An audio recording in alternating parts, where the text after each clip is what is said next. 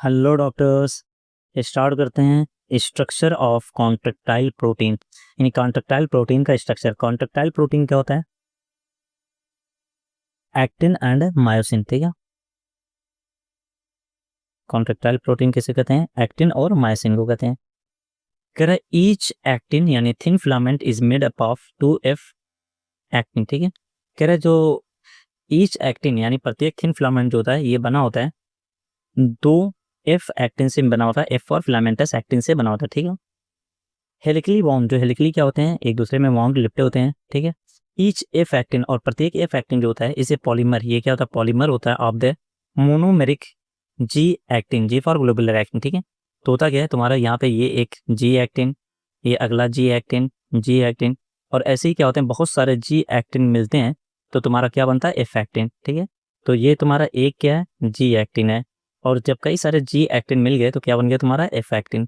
तो ये F actin हो गया, और ऐसे ही यहाँ पर एक और एफ एक्टिन होगा, और ये दो एफ एक्टिन क्या होते हैं? हेलिकली एक दूसरे में क्या होते हैं? उलझे होते हैं, और जब दो एफ एक्टिन आपस में हेलिकली बाउंड हो जाते हैं, ठीक है, तो इसी को हम क्या कहते हैं? एक्टिन यानी थिन फिलामेंट्स कहते हैं। यानी हम कह सकते हैं कि तुम्हारा जी एक्टिन, ठीक है, जी एक्टिन मोनोमर है। जब बहुत सारे जी एक्टिन आपस में मिलते हैं तो क्या होता है? एफ एक्टिन मिलता है। ठीक है, और जब तुम्हारे दो एफ एक्टिन मिलते हैं, ठीक है, जब तुम्हारे दो एफ एक्टिन मिलते हैं तब तुम्हारा क्या होता है? एक्टिन यानी थिन फिलामेंट्स बन जाते हैं। Two filament of another protein, ठीक है, क्या दो और फिलामेंट दूसरे प्रोटीन के ट्रोपोमायोसिन, ठीक है, जिसका नाम क्या है? Tropomyosin, also run close to the F actin. ठीक है, एफ एक्टिन के क्लोज में होता है थ्रू आउट इट्स लेंथ, इसकी पूरी लेंथ में। ठीक है, होता क्या है कि तुम्हारे दो एफ एक्टिन है, ठीक है,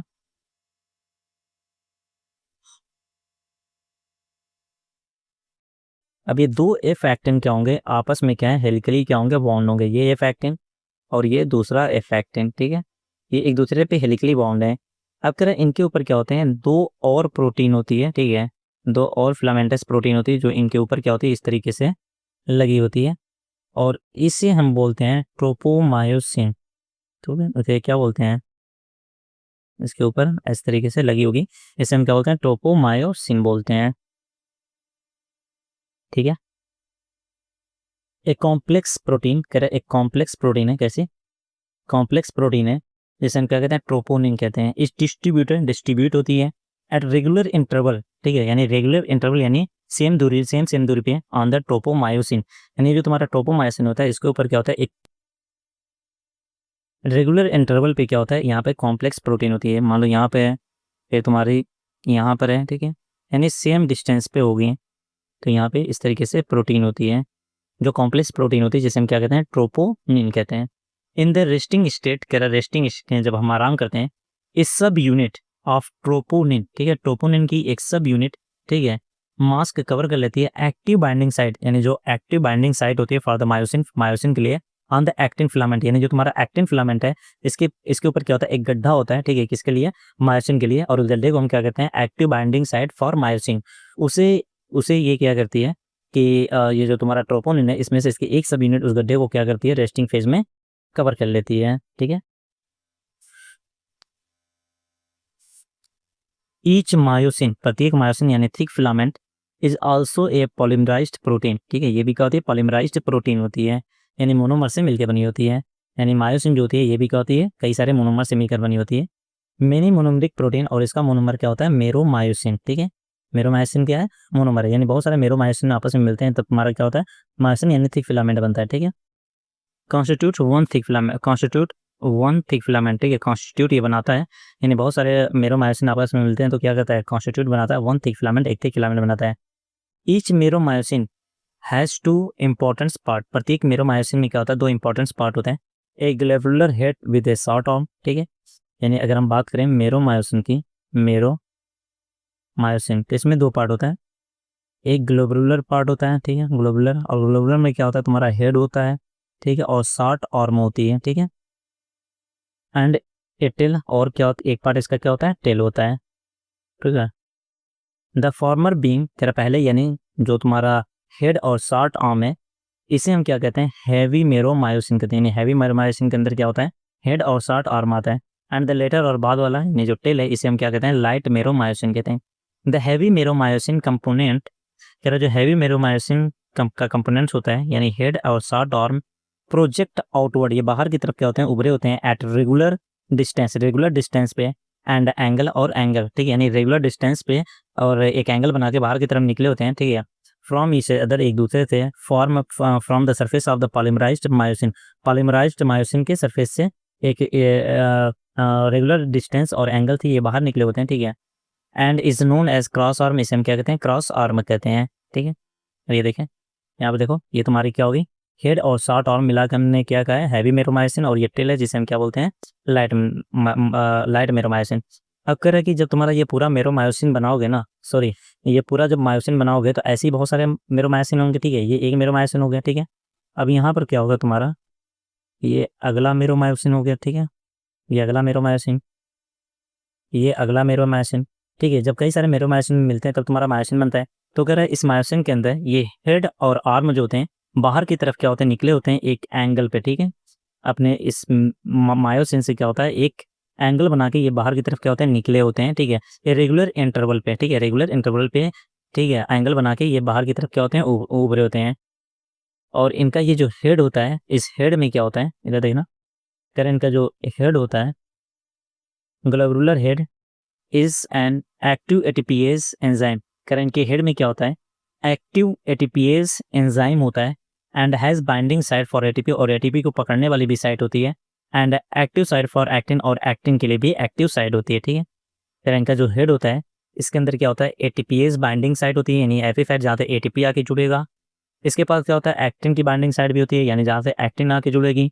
और इसके अंदर क्या होता है, एंजाइम भी होता है, ठीक है, इसके अंदर क्या होते हैं, एंजाइम भी बड़े होते हैं, जैसे क्या बोलते हैं, एटीपीएज एंजाइम, ठीक है, यहाँ पे एंजाइम भी होते हैं जिसे हम क्या बोलते हैं, एटीपीएज एंजाइम। और ये एटीपीएज एंजाइम क्या करेंगे कि जब एटीपी यहाँ आके जुड़ेगा तो उस एटीपी को तोड़ने का काम करेंगे ताकि हमें एनर्जी मिले, ठीक है।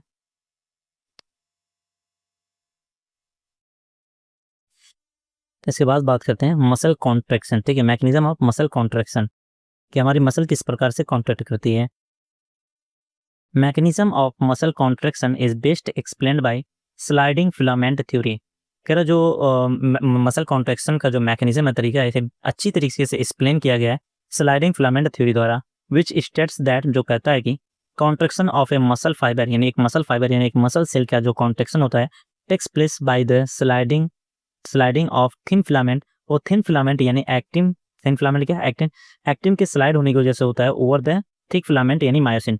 तो कह रहा है कि जो मसल फाइबर यानी मसल सेल होती हैं ये तुम्हारी कॉन्ट्रैक्ट करते हैं, क्योंकि थिन फिलामेंट जो होता है ये स्लाइड करता है यानी सरकता है किसके ऊपर, थिक फिलामेंट, याद रखना, थिन फिलामेंट, ठीक है, थिन फिलामेंट जो होता है ये स्लाइड करता है, ठीक है, किसके ऊपर, थिक फिलामेंट के ऊपर, ठीक है, स्लाइडिंग ऑफ थिन फिलामेंट की sliding over the thick filament के ऊपर। वो अगर करेगा थिक फिलामेंट थिन फिलामेंट के ऊपर स्लाइड करता है तो गलत हो जाएगा। ये तुम्हारा क्या होता है, थिक फिलामेंट होता है, और इस थिक फिलामेंट के ऊपर क्या होता है, ये थिन फिलामेंट जो होता है ये स्लाइड करता है। आई समझ में, चलिए आइए देखें।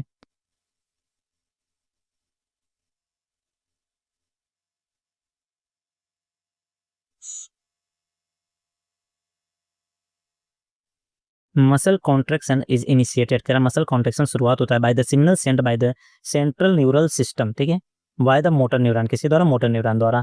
कह रहा मसल कॉन्ट्रैक्शन स्टार्ट होता है by a signal send by the central nervous system, the central nervous system signal भेजता है मोटर न्यूरॉन के द्वारा, तब हमारी मसल कॉन्ट्रैक्शन क्या होती है, स्टार्ट होती है।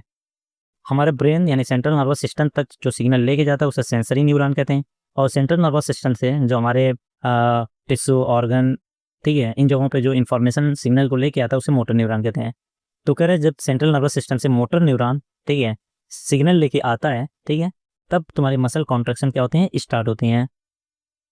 ए motor neuron along with the muscle fibre, ठीक है, कह रहा है एक मोटर न्यूरॉन किसके साथ, मसल फाइबर के साथ कनेक्टेड टू इट, उसे कनेक्ट होती है और कॉन्स्टिट्यूट ए मोटर यूनिट, और क्या बनाता है, मोटर यूनिट बनाता है। इधर देखो ये तुम्हारा क्या हो गया, मसल फाइबर यानी मसल सेल हो गई, और यहाँ से हमारा क्या है, एक न्यूरॉन, ठीक है, एक मोटर न्यूरॉन है, ठीक है, ये तुम्हारा क्या मोटर न्यूरॉन है, इससे आके जुड़ रहा है, ठीक है, मोटर न्यूरॉन इससे आके क्या हो रहा है, जुड़ रहा है। तो ये जो जंक्शन बना है, ठीक है, ये आके क्या हो गया, जुड़ गया, तो इससे हम क्या बोलेंगे, मोटर यूनिट कहेंगे, ठीक है, इस पूरे को क्या बोलेंगे, मोटर यूनिट। और ये जो जंक्शन है इन दोनों के बीच का, ये जो जंक्शन है, ठीक है, the junction between A motor neuron and the सार्कोलीमा of the muscle fibre, यानी मसल फाइबर की जो सार्कोलीमा है और ये जो मोटर न्यूरॉन है, इन दोनों के बीच का ये जो जंक्शन होता है इसे हम क्या बोलते हैं, न्यूरोमस्कुलर जंक्शन या मोटर इंड प्लेट कहते हैं। ठीक है, ए न्यूरल सिग्नल करे, एक neural signal reaching this junction करे, एक न्यूरल सिग्नल जो होता है इस जंक्शन तक पहुंचता है, रिलीज ए न्यूरोट्रांसमीटर, और एक न्यूरोट्रांसमीटर छोड़ता है जिसका नाम क्या है, एसिटिलकोलिन। ठीक है, which generate an action potential, जो क्या करेगा, एक एक्शन पोटेंशियल जनरेट कर देता है इन द सार्कोलीमा। करे यहाँ से क्या, यहाँ पे क्या सिग्नल तुम्हारा आ रहा है, जब सिग्नल यहाँ पर आएगा इस न्यूरोमस्कुलर जंक्शन पे, तो यहाँ से क्या है तुम्हारे केमिकल निकलेंगे। ठीक है, और इस केमिकल को हम क्या बोलते हैं, न्यूरोट्रांसमीटर कहते हैं।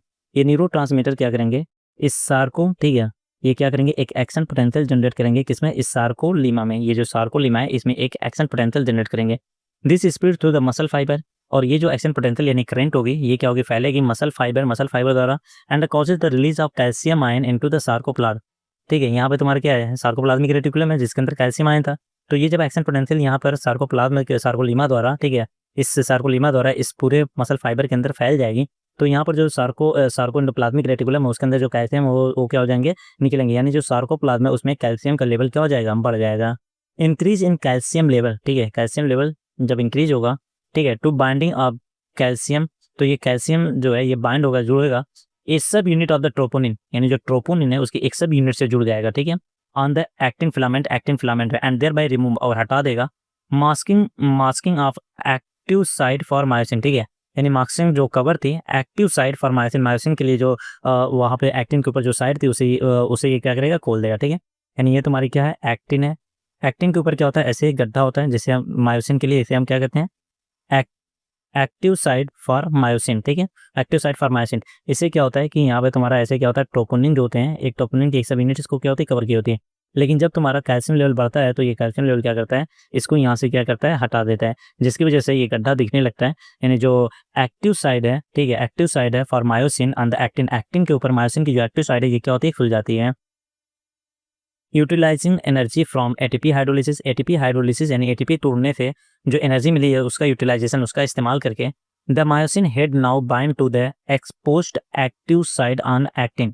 तो कह रहा है कि जो मायोसिन का हेड होगा, मायोसिन का जो हेड होगा वो उस एंजाइम का यूज करके, ठीक है, ये उसका हेड हो गया, तो हेड क्या करेगा, उस एटीपी के टूटने से जो एनर्जी मिली है उस एनर्जी का यूज करके क्या करेगा, अपने हेड को इसी गड्ढे के अंदर क्या करेगा, फंसा देगा। ठीक है, तो कह रहा है utilising energy from ATP hydrolysis, ATP hydrolysis से जो एनर्जी मिली उसका इस्तेमाल करके myosin head now bind, myosin का जो हेड बाइंड हो जाएगा, जुड़ जाएगा टू द एक्सपोज्ड यानी खुले हुए एक्टिव साइड, जो एक्टिव साइड है ऑन द एक्टिन, एक्टिन के ऊपर टू एक्टिन के ऊपर जो ये एक्टिव साइड है इससे क्या हो जाएगा, इसका हेड जुड़ जाएगा और बना लेगा एक क्रॉस ब्रिज, क्या बना लेगा, क्रॉस ब्रिज बना लेगा। ठीक है, इधर देखना, यहाँ पे देखो, ये तुम्हारा क्या हो गया, एक्टिन हो गया, इस एक्टिन के ऊपर क्या होता है, ये गड्ढा होता है। ठीक है, ये क्या होता है, गड्ढा होता है, और इस गड्ढे को क्या होता है, तुम्हारा ट्रोपोनिन की एक सब यूनिट क्या होती है, कवर की होती है। जब एक्शन पोटेंशियल यहाँ पे फैलता है तो कैल्शियम लेवल बढ़ता है, तो ये कैल्शियम लेवल क्या करता है कि यहाँ पर जो तुम्हारा ट्रोपोनिन की सब यूनिट थी उसे ये कैल्शियम क्या करेगा, हटा देगा, जिसकी वजह से ये गड्ढा क्या हो जाएगा, खुल जाएगा। तो अब ये मायोसिन का हेड क्या करेगा, एटीपी हाइड्रोलिसिस यानी एटीपी को तोड़ेगा और उसके से जो एनर्जी मिलेगी उस एनर्जी की हेल्प से ये अपने सर को क्या करेगा, इसी गड्ढे के अंदर क्या करेगा, धंसा देगा। ठीक है, और ये जब इसके ऊपर धंसा देगा तो हम क्या कहेंगे, क्या बन गई, तुम्हारी क्रॉस ब्रिज बन गई है। क्या बन गई है, क्रॉस ब्रिज बन गई है। ठीक है, ये देखो क्या हो रही है, तोड़ के क्या किया, धंसा दिया, और यहाँ पे देखो तुम्हारा क्या हेड धंस चुका और ये तुम्हारी क्या बन गई है, क्रॉस ब्रिज बन गई है।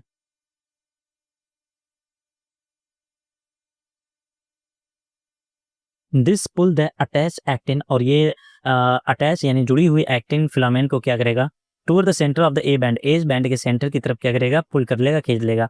दिस पुल ये खींच लेता है अटैच एक्टिन को toward the centre of A band के सेंटर की तरफ ये खींचेगा। यहाँ पे देखो ये इससे जुड़ा है। अब ये क्या कर रहा है कि ये तुम्हारा क्या है, ए बैंड है, तो ये क्या कर रहा है, ए बैंड के सेंटर की तरफ इसको क्या कर रहा है, खींच रहा है। ए बैंड के सेंटर की तरफ एक्टिन को क्या कर रहा है, खींच रहा है। मायोसिन जो है वो एक्टिन को क्या कर रहा है, ए बैंड के सेंटर की तरफ खींच रहा है। ठीक है, ऐसे याद रखना, कहाँ पे खींचेगा, toward the centre of A band, sorry, ठीक है, सेंटर ऑफ ए बैंड के सेंटर की तरफ खींच लेगा। The Z line attach to this actin, और जेड लाइन जो इस एक्टिन से जुड़ी हुई है, ऑल्सो पुल, ये भी क्या होगी, खींचेगी इनवर्ड्स, अंदर की तरफ, thereby causing a shortening of sarcomere, जिसकी वजह से सार्कोमियर क्या हो जाएगा, छोटा हो जाएगा, यानी कॉन्ट्रैक्शन हो जाएगा। ठीक है, देखना ये तुम्हारी क्या हो गई, एक्टिन। ठीक है, ये तुम्हारी क्या हो गई, एक्टिन, और ये तुम्हारा क्या हो गया, मायोसिन। ठीक है, ये क्या हो गया, मायोसिन। अब ये मायोसिन का जो हेड है यहाँ पे क्या होगा, जुड़ेगा। ठीक है, मायोसिन का हेड क्या हो रहा है, यहाँ पे जुड़ रहा है, मायोसिन का हेड यहाँ पे क्या हो रहा है, जुड़ रहा है। अब ये क्या करेंगे कि एक्टिन को क्या करेंगे, ए बैंड के सेंटर की तरफ, ए बैंड के सेंटर की तरफ क्या करेंगे, खींचेंगे, जिसकी वजह से ये जो सार्कोमियर है, ठीक है, ये जेल लाइन के बीच से सार्कोमियर है, जब ये तुम्हारा एक्टिन इस साइड खींचेगा, एक्टिन इस साइड खींचेगा, ठीक है, तो ये जो जेड लाइन थी, सॉरी ये जो एच जोन था, ये क्या हो जाएगा, खत्म होने लगेगा, एच जोन क्या होगा, खत्म होने लगेगा, और ये जो जेड लाइन है ये भी क्या होंगे, अंदर की तरफ क्या होंगे, खींचेंगे। अभी यहाँ पे ये खींचते खींचते यहाँ पर आ जाएंगे। ठीक है, यहाँ पर आ जाएंगे, तो अब ये जेड लाइन पास में आ गई तो सार्कोमियर भी क्या हो जाएगा, छोटा हो जाएगा। तो वही कह रहा है कि ये जो मायोसिन होता है जो एक्टिन से जुड़ा होगा, तो ये एक्टिन को क्या करेगा, ए बैंड के सेंटर की तरफ क्या करेगा, खींचेगा। ये भी देखो सेंटर की तरफ खींच रहा है, ये भी सेंटर की तरफ खींचता है। ठीक है, जिसकी वजह से जेड लाइन भी क्या होंगे, अंदर की तरफ खींचेंगे, तो ये जो सार्कोमियर था ये क्या हो जाएगा, छोटा हो जाएगा, यानी तुम्हारी मसल कॉन्ट्रैक्शन हो गई है। आई समझ में? It is clear from the एबो स्टेप, यानी ऊपर जो स्टेप है उससे क्लियर हो गया दैट की during the shortening of muscle, यानी मसल की शॉर्टनिंग के दौरान, यानी मसल कॉन्ट्रैक्शन के दौरान, the I band get reduce, की आई बैंड जो होती है ये क्या है, तुम्हारी खींच गई है। ठीक है, तो आई बैंड क्या हो गई, खींच के इधर आ गई, और ये इधर आ गई, तो आई बैंड क्या हो गई, रेड्यूस हो गई, छोटी हो गई है। आई बैंड क्या हो जाती है तुम्हारी, गेट रेड्यूस। वेयर जबकि A band retain the length, जबकि ए बैंड की जो लंबाई है ये जस की तस पड़ी होती है, ए बैंड की लंबाई पे कोई फर्क नहीं पड़ता है। यानी जब मसल कॉन्ट्रैक्शन होती है तो आई बैंड तो रिड्यूस कर जाती है, छोटी हो जाती है, लेकिन ए बैंड की लंबाई पे कोई फर्क नहीं पड़ता है। The myosin release, the myosin जो होता है ये क्या कहता है, रिलीज करता है एडीपी और inorganic phosphate go back to its relax state. And जब ये रिलैक्स स्टेट में जाएगा तो ये क्या करेगा, मायोसिन का जो हेड है ये एडीपी और इनऑर्गेनिक फॉस्फेट को क्या करेगा, रिलीज करेगा। ए न्यू एटीपी बाइंड, और एक नई एटीपी जोड़ लेगा, and the cross bridge is broken, और क्रॉस ब्रिज क्या हो जाएगी, टूट जाएगी। ठीक है, यहाँ पे देखो ये तुम्हारा क्या है, मायोसिन जो है ये एक्टिन को खींच लिया है। अब इस क्रॉस ब्रिज को जब ये खींच लेगा, तो जब ये खींच लेगा तो ये क्या करेगा कि एटीपी और इनऑर्गेनिक फॉस्फेट को बाहर निकाल देगा। ठीक है, और एक नए एटीपी को क्या करेगा, अपने से जोड़ लेगा, और जब नया एटीपी यहाँ पे जुड़ जाएगा तो ये जो तुम्हारी क्रॉस ब्रिज बनी थी, क्रॉस ब्रिज क्या होगी, टूट जाएगी। अब इसी एटीपी को ये फिर से तोड़ेगा, और इसकी एनर्जी का यूज़ करके ये फिर से क्या करेगा, कि क्रॉस ब्रिज बना लेगा। ठीक है, तो ये रहा द एटीपी इज अगेन, कह रहा एटीपी जो दोबारा hydrolyse by the myosin, myosin द्वारा जब दोबारा तोड़ा जाएगा, मायोसिन के हेड द्वारा, and the cycle of the cross bridge formation, और क्रॉस ब्रिज फॉर्मेशन की जो साइकिल है, ठीक है,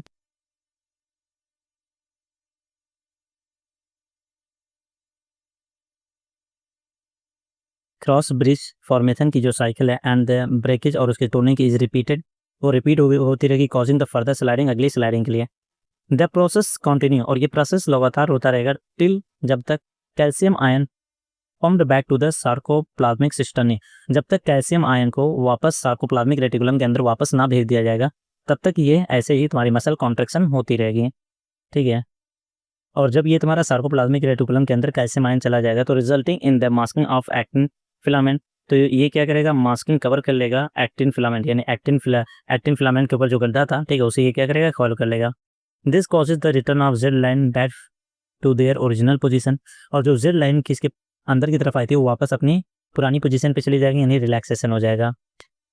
the reaction time of the fibres can very, कह रहे जो फाइबर्स का जो रिएक्शन टाइम होता है ये वेरी करता है इन डिफरेंट मसल, अलग अलग मसल, यानी कुछ मसल में कॉन्ट्रैक्शन रिलैक्शन बहुत तेज होता है, और कुछ में क्या होता है, धीमा धीमा होता है। ठीक है, repeated activation of the muscle का ये जो बार बार एक्शन जो रिपीट हो रहा है, यानी रिपीटेड एक्टिवेशन ऑफ मसल का जो एक्टिवेशन रिपीट हो रहा है, can lead to the accumulation of the lactic acid, तो कह रहा है कि बार बार मसल कॉन्ट्रैक्ट रिलैक्स होगा। ठीक है, यानी कॉन्ट्रैक्शन रिलैक्सेशन बार बार होगा, तो मसल में क्या लैक्टिक एसिड एक्यूमुलेट इकट्ठा होने लगी due to anaerobic breakdown, किसकी वजह से, anaerobic breakdown of the glycogen.